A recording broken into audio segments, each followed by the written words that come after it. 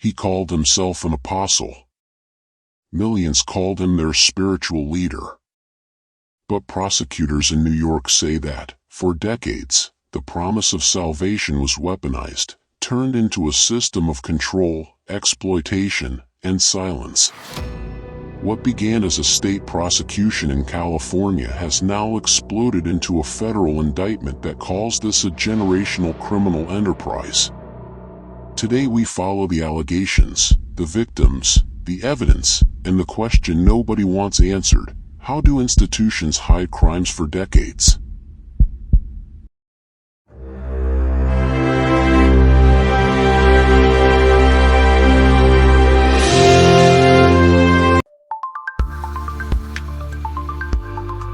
You're watching Truth in Shadows, the State Crime Archives, where we uncover the darkest crimes, the betrayals of trust, and the stories hidden in the margins of public record.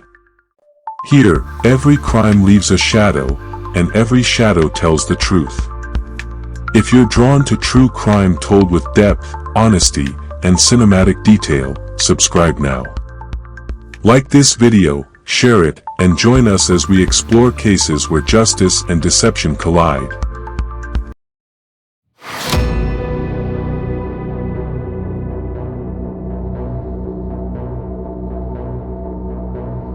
To understand the scandal, you must first understand the man at its center, Nazón Joaquín García. Born in Guadalajara, Mexico, in 1969, Garcia rose through the ranks of La Luz del Mundo, a global church that calls its leader an apostle, a single human link, its members believe, to the divine. In December 2014, after the death of his father Samuel Joaquín Flores, Garcia became the church's head. The church claims millions of followers across more than 50 countries. For many inside La Luz del Mundo, the apostle was more than a leader. He was a spiritual authority whose word carried weight in private and public life.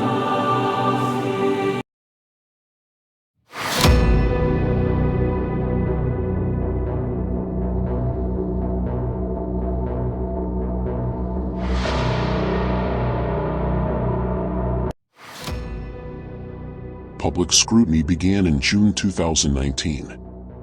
Garcia was arrested at LAX. California prosecutors filed dozens of felony charges: human trafficking, production of child sexual abuse material, and rape among them. For years the case moved through courts and complex pretrial fights. In June 2022, Garcia pleaded guilty to 3 state counts related to sexual abuse of minors. He was sentenced to 16 years and 8 months in state prison, a conviction that some survivors saw as justice.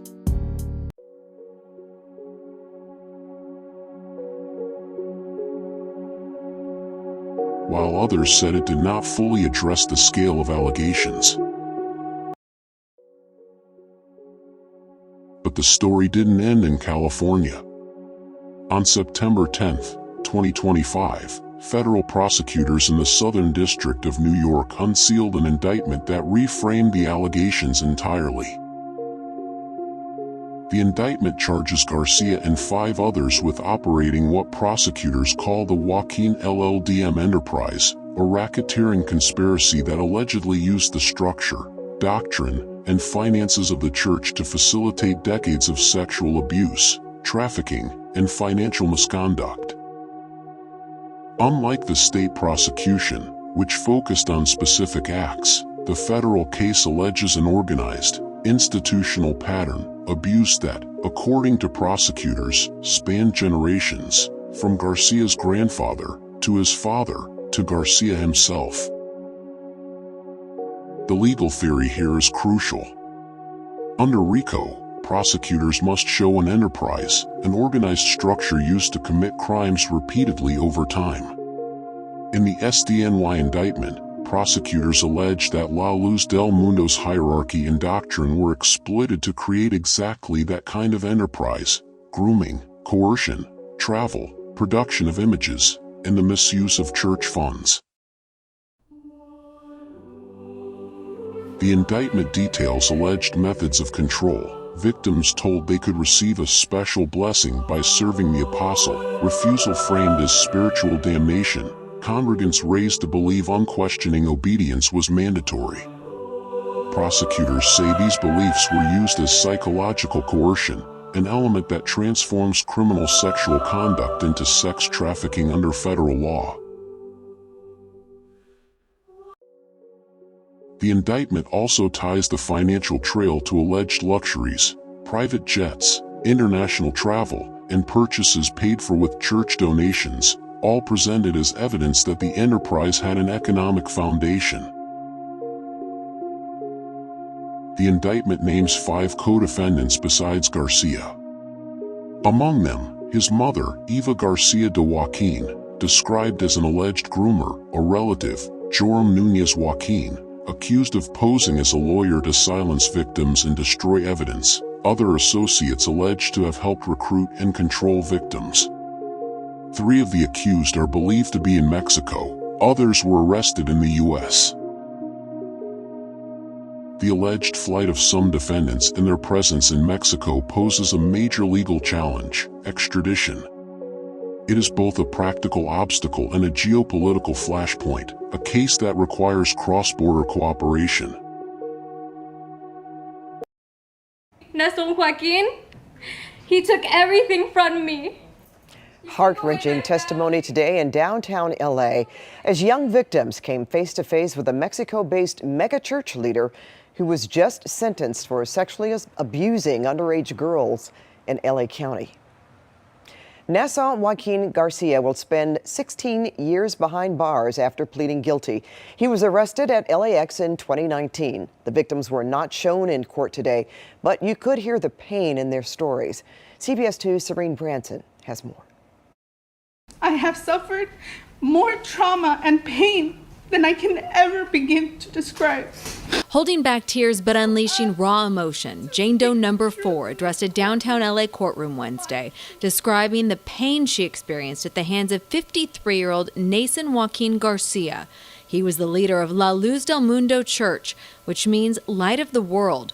Garcia was considered the apostle of the church, which has millions of followers, including right here in Southern California, a position his victims said he used to overpower them. I was never ever allowed to say no.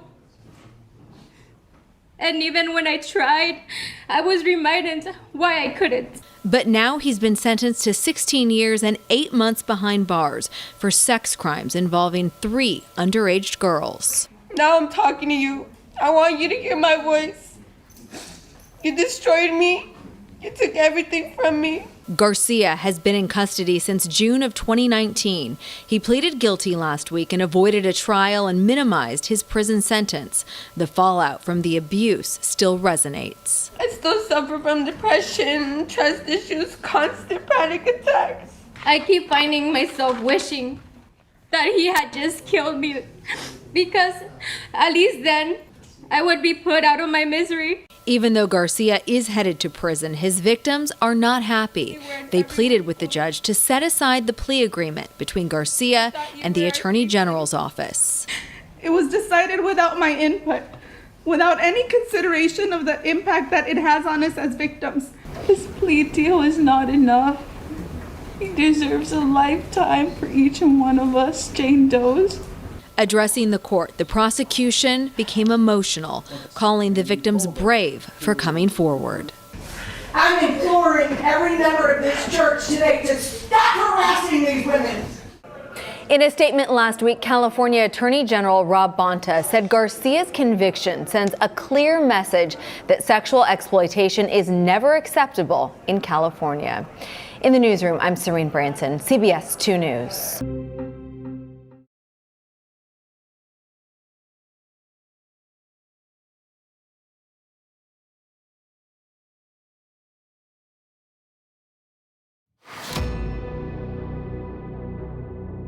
This story, at its center, is about people who survived harm. Federal prosecutors have credited dozens of victims who came forward. Many reportedly faced intense pressure to stay silent, spiritual threats, the breakup of family ties in tight communities, and outright intimidation. Survivors' accounts, as presented in press coverage and documentaries, describe a culture where reporting was framed as a sin and ostracism was the punishment for dissent. That social cost, exile from family and community, is often underappreciated in legal analyses, yet it is central to why abuse can persist for decades.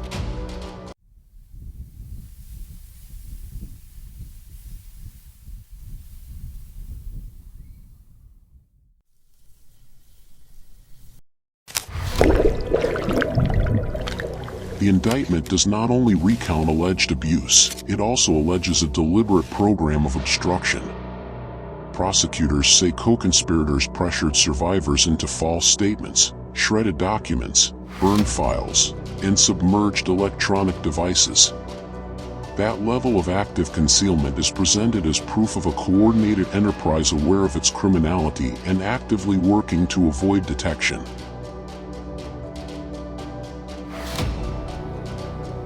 Garcia's attorney has publicly denied the federal allegations, calling them recycled claims and government overreach. The defense aims to reframe the narrative, not as a criminal enterprise, they say, but as an attack on religious freedom and a targeting of the church's leadership. Was only in the relation of bail. We considered appropriate to remember that by the law of the United States of America, there is a pre-trial stage in which the decided bail dictates whether the person may face his trial with or without freedom. During this stage, that of bail, by the United States judicial system, the principal presumption of innocence is diminished because an individual may be accused without the requirement of proving guilt beyond any doubt. In this pretrial stage, the evidentiary standard demanded by judges is very low, hence the term probable cause, which means that with minimal elements, not evidence, the prosecutor's office is allowed to take a person to trial.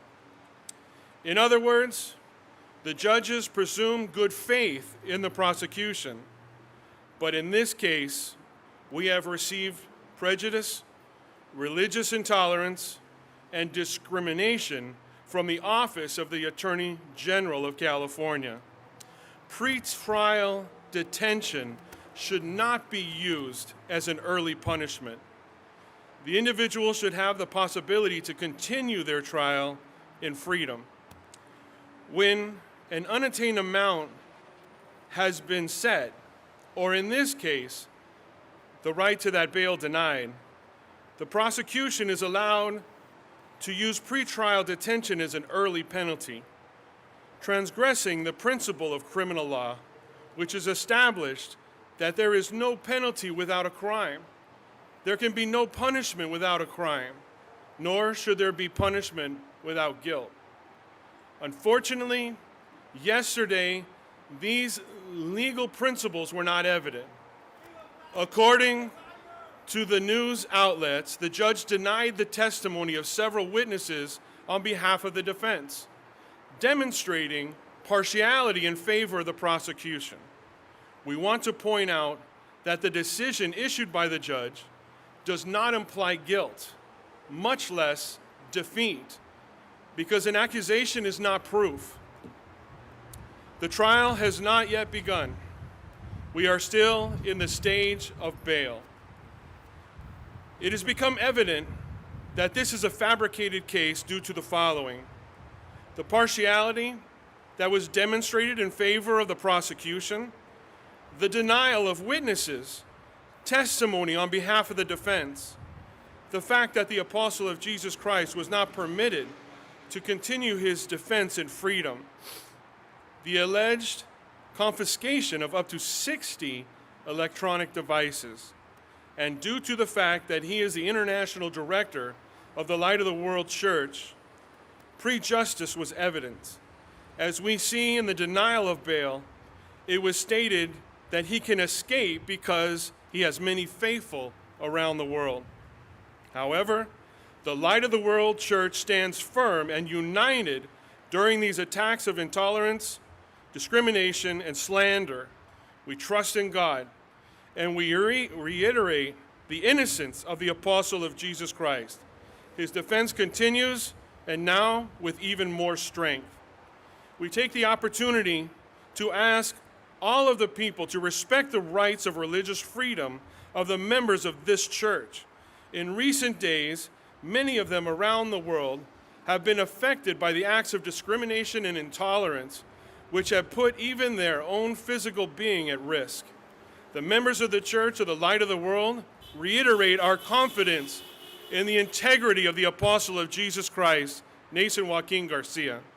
Respectfully, the International Ministry of Communication and Public Relations. That line of argument, framed as religious persecution, can be powerful in rallying supporters, complicating public perception, and even injecting political friction into international cooperation. What happens next?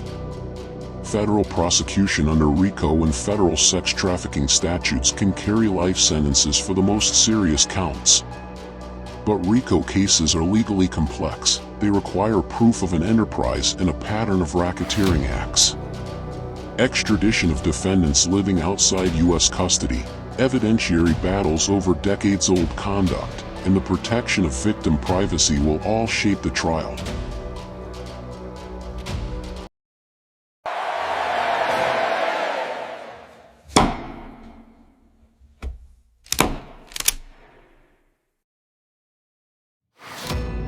This case asks deeper questions. When religious authority is combined with organizational control, how do systems fail to catch abuse? What responsibilities do institutions have, locally and internationally, to protect the vulnerable? And how should prosecutors weigh decades of alleged harm when building a case against an entire structure?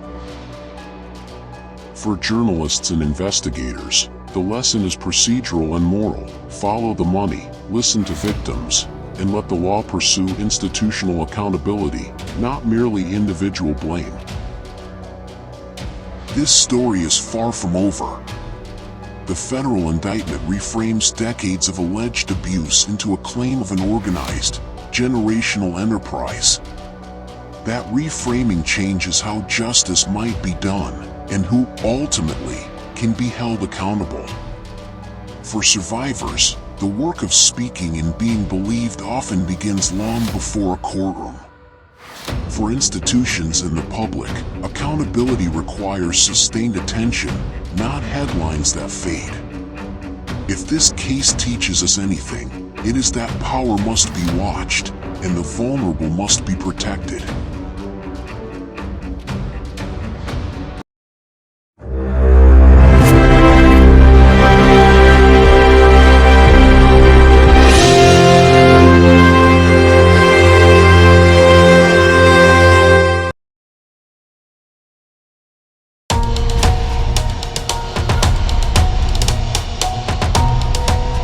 If you found this report useful, here's how you can help Truth and Shadows keep investigating.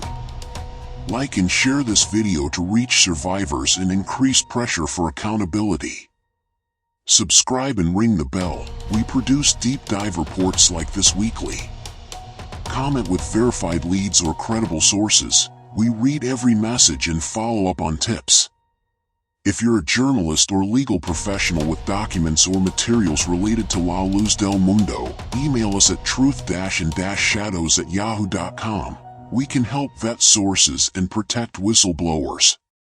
Until our next episode, when we bring you another credible crime investigative report, stay vigilant and stand as an ambassador for a crime-free society. Together, we can build a safer world for our girls, our boys, our children, and all vulnerable members of our community.